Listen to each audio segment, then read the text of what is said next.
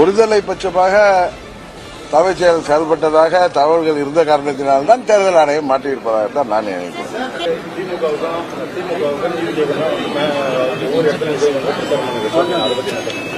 இல்ல, இன்றைக்குமா ஆளுங்கட்சிக்கு எங்களுக்கும் போட்டி என்று கட்சிகள் சொல்வது அது இயற்கை. ஆனா தமிழ்நாட்டை பொறுத்த வரைக்கும் திமுக கூட்டணிக்கு மாற்று என்பது அதிமுக தலைமையிலான கூட்டணி தான்.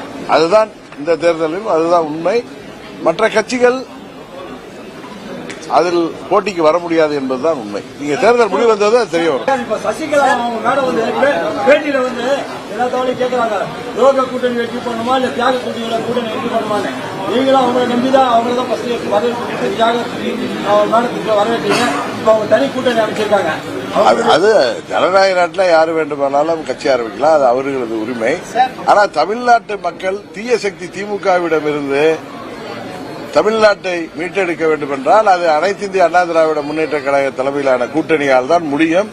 இரட்டை இலை தலைமையிலான கூட்டணியால் தான் முடியும் என்பது கல யதார்த்தம். அதை நாங்கள் அம்மா மக்கள் முன்னேற்ற கழகம் இந்த தேர்தலில் அதை பின்பற்றுகிறோம்.